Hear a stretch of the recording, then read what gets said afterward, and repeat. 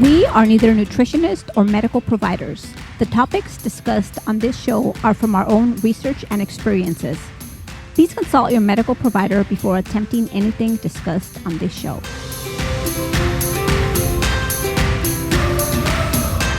Welcome to another episode of Sjogren Strong. This is Brian. And this is Lupe. And this is your podcast discussing how to live an active and healthy lifestyle despite a diagnosis of Sjogren's. And speaking of weekly, we wanted to apologize for not having an episode last week. You know, the days just kind of run together. Yep, I've been working from home, don't even get out of my PJs, so I just didn't realize what day it was. She dresses up from the waist up. Yep, just like the commercials you see on TV. So with the world being kind of topsy-turvy the way it is, we've compiled a couple of things for this episode that we wanted to share with you. Have you guys checked out the new website for the foundation? It's pretty cool. It's very user-friendly. It's very cool and hip. And the best thing that I love about it is that, I don't know what it is, but you could... it's for your phone. What's the word I'm looking for? It's mobile first. Yes, it's very cool. Very well laid out, easy to navigate. They did a really, really good job. So everybody write the foundation, give them a call, give them a shout out on social, let them know what a cool site it is, and let them know that your favorite Sjogren's podcast should be listed as a resource. Shoot. That's right. Just call them and let them know. Oh, just kidding. Don't do that. They're busy. They've got better things to do. I was going to say something about it, but it totally slipped my mind. You know, one cool section they have on there while she's thinking, they actually have a Sjogren's and COVID dedicated page right now. So all of this information is obviously vetted through their docs and a really good place to go and check out what's going on in the world of COVID and Sjogren's. You know what? Speaking of that, while I was browsing through their website, I noticed that they had, what's the word I'm looking for? Puppies? I noticed that they had so I was browsing through their site and I noticed that they had an article about the Plaquenil shortage. And Kaiser. So first off, really cool. The foundation has written letters to American Pharmacology Associations and the drug manufacturer and Kaiser. I guess Kaiser was not refilling prescriptions for hydroxychloroquine, and they would apologize. And obviously, for those suffering with Sjogren's that are on this drug and respond well to this drug, that's a big deal. And on that note, I am so glad I don't have Kaiser. I got a new job. I've been there a month, which is a really weird time because I've been training from home. It's been tough, but nor here nor there. What I wanted to say was I had Kaiser before, and I'm glad that I don't anymore. And you know what? Because of that reason, I will never get Kaiser again. I would have been extremely upset if prescriptions were refused. Well, because they've been prescribing it, right? Right. You're paying them good money for doctors. And yes, we understand if you don't take your hydroxychloroquine, you're not going to die. However, your quality of life would dramatically change in Lupe's part. Absolutely. You know what? I've said it many times before. I've taken myself off of Plaquenil a couple of times, and it's not a good move for me. So I definitely don't do that anymore. But, you know, to Brian's point, I was thinking about that earlier. Yes, we are not going to perish if we don't take our Plaquenil. But what is that going to do to our quality of life? You know what I mean? So I'm definitely willing to suffer for the needs of many, right? If it's just going to be temporary. But, I mean, I really don't want to. But anyways. Yeah, fortunately, if you've listened back to some of our older episodes, we've talked about getting extra prescriptions and having a little stockpile of your meds in case of an emergency. And this is an emergency. An emergency. A global pandemic is definitely an emergency. I believe I have plenty of pills that will last me for a while. And I have a stash in my purse, a stash in my car. You know, you don't know where you're going to be when you need them. Yeah, you know, we planned and prepared for, you know, a couple weeks of recovering from an earthquake, and this is much grander than that, but I think we're in a good spot still. Yeah. So Anyways, so that, but are we really in trouble without Plaquenil? What I'm saying is we are going to get it, right? Yeah, no, it's being mass produced now. They're going to get it back on the shelves. They are overproducing just for the COVID issues while they're producing what they need to produce to get back into the market for those suffering with an autoimmune. However, there's many cogs in that wheel. And if Kaiser could get a shipment and go, well, we're going to hang on to it for COVID, or, allocate it to COVID and not its autoimmune patients. That's messed up. That is. I completely agree. But again, the needs of the many for the greater good outweigh the needs of the few. Absolutely. Support groups. The foundation just put out a note stating all support groups are going to be put off until after May 15th. So if you were planning on going to an upcoming meeting, I don't think any were even calendared. I know they've canceled the walks temporarily, and we really looking forward to things getting back to a normal so we can get back to support groups and, the walks and all of that. I miss you, Susan Barajas. Hope to see you really, really soon. And hope you had an awesome trip. Yeah, I can't wait to hear all about it. On some cool news, the Sjogren's Patient Conference is back on. It is scheduled for June 26th and 27th right now. And hopefully everything is settled down and we will be able to do that. It is in the same venue in Phoenix, Arizona. And like I've said before, if it's on, we will be there. Most definitely. Hopefully we're not all in masks and gloves and I have a feeling we will be. Bathing in hand sanitizer. However, if it's on, we will be there. We're going to be saying hi with our elbows and our feet and our knees and a, wave. Yeah. So we're excited to see that is back on. It's a hope of things getting back to normal. And I think we could all use a little bit of that right now. I think it's going to be a while, but let's hope for the best. And we also want to talk about what we're doing during this pandemic, like, what we're doing to sanitize and... Grocery shopping is really a chore. Oh, my goodness. We actually set up a table in the backyard and bags come out of the vehicle onto the table. Things are unbagged and we're gloved up. We're masked up, stacked on the table. Bags, because we use the reusable ones, go straight into the wash along with our outer garments that we wore. And then we sit there and sanitize the exterior of everything that we bought before it even comes into the house. So a couple of weeks we went to Trader Joe's and, we're trying to be as green as possible, save the planet, whoop, whoop.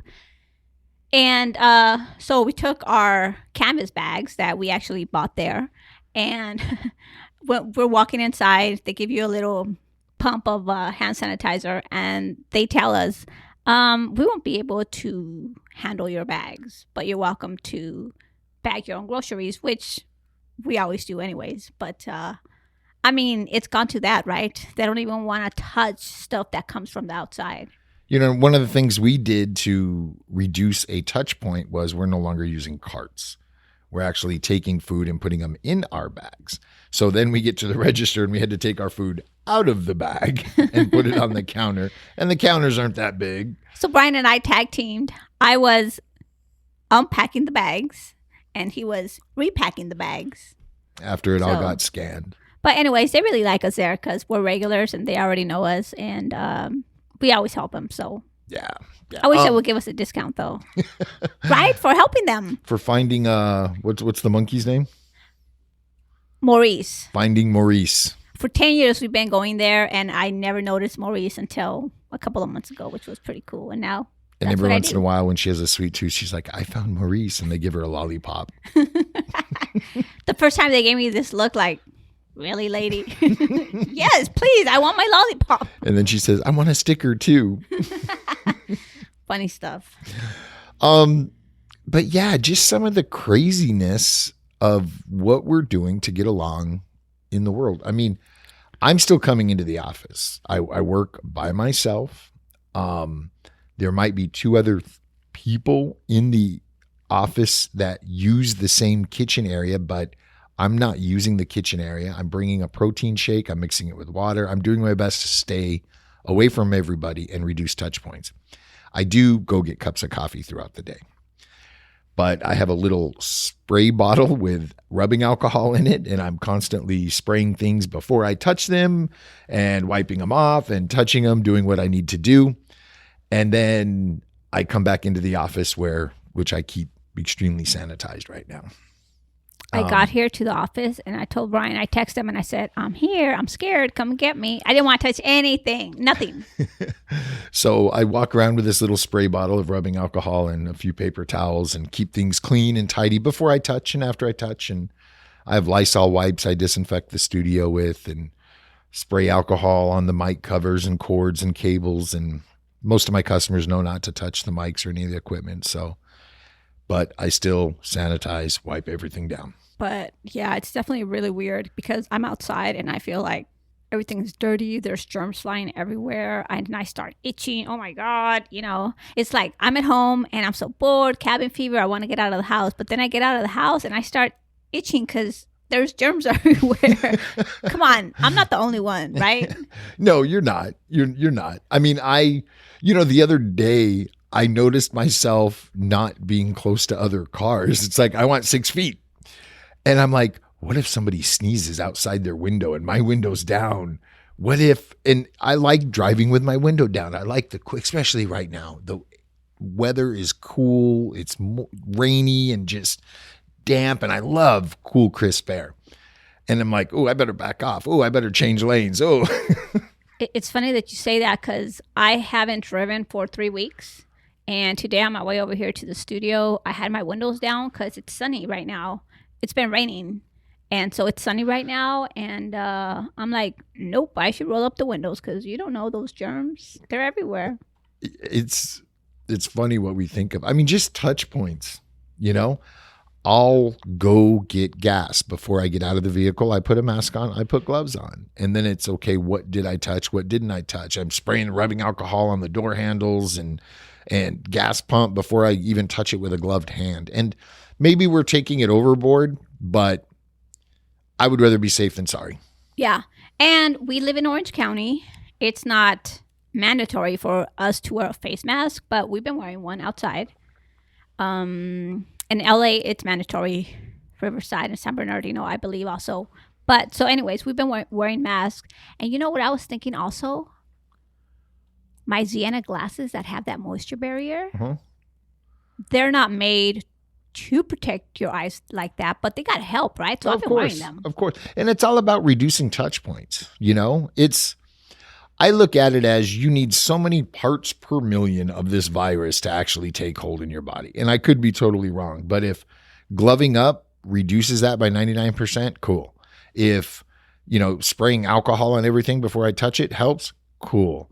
And I'm willing to go that extra mile because I don't want to get sick and bring it home to Lupe, who's been doing a really good job at staying home and inside.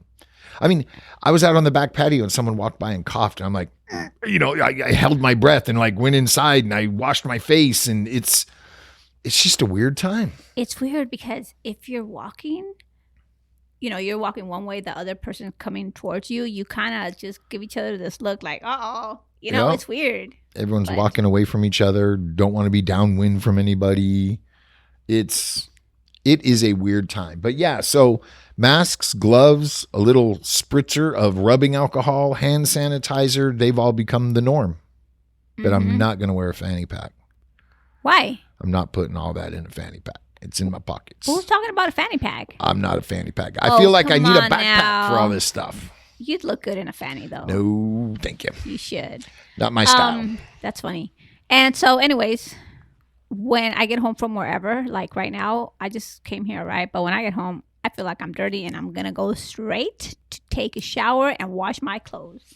Yeah, it's funny coming in from outside. I mean, fortunately, I won't talk to, or bump into another person coming to work, working, and going to work. Everything's virtual right now. But those days I do, clothes or, it's just a different process when you get home. Clothes straight into the hamper outside, shower, and again, maybe we're being overly cautious, but I would rather be overly cautious and healthy than, risk it and get somebody or a loved one sick. Absolutely. Do what we can to stay safe. And we both have had people that we know either come in contact with somebody that's COVID positive or have the signs and symptoms but can't get a test, or they've gotten tested and they were positive. And so it's getting close to home. I have a really good friend that works at a bank, and somebody just came back from vacation. They didn't go anywhere. They just, had 5-6 days off. She came back, wasn't feeling well, and they sent her home. She was working for like 4 hours, and by the way, I got COVID, so they shut it down. Shut the entire branch down. All the employees now have to self-isolate. But now this person goes home to a family. Yeah. And it's crazy. It's crazy. And family, friends, I've known this young lady for damn near 30 years, and You're that old? positive. Yeah. And she's got underlying conditions, so we'll see how she does. Thoughts are with her and her family. Definitely. Yeah. It's definitely crazy times, but we would like to hear from you. What are you guys doing? Out of the norm, craziness. Jump on Facebook. The foundation support groups right now aren't happening. People can't come together in person, but we can still come together virtually. You can follow Sjogren Strong on Facebook. We have Living Sjogren Strong private group on Facebook. Jump in the conversation. The group does a really good job of taking care of each other and offering awesome advice. Speaking of groups, I just remembered what I wanted to talk about way in the beginning of the episode when we're talking about the foundation. What about the support groups that you're leading over the phone? Are those still happening? It said all support groups. Oh, but it's all over the phone. Right. But yeah, all. Okay. Gotcha. Yeah. No word on when our next group will be as of yet. And this is for supporters and spouses or partners of somebody with Sjogren's. So as a reminder, the foundation changed their name. It's no longer the Sjogren Syndrome Foundation because they're doing what they can to get rid of the word syndrome, because it's definitely not a syndrome. And so they changed it to Sjogren's Foundation. Which is really cool. Logo is different. Be sure to check out the website. Yeah. And if you're not subscribed, become a member and you get a cool periodical every couple of months. I believe they changed that too. So with all of that having been said, you got anything else? I think that's it. Stay safe, stay healthy, and stay at home. She's been watching the LA mayor every day. He does a daily press conference. She's like, oh, he's such a great speaker. And that's how he finishes. So that's funny. Stay home, stay healthy, and until next time, sip constantly and stay hydrated.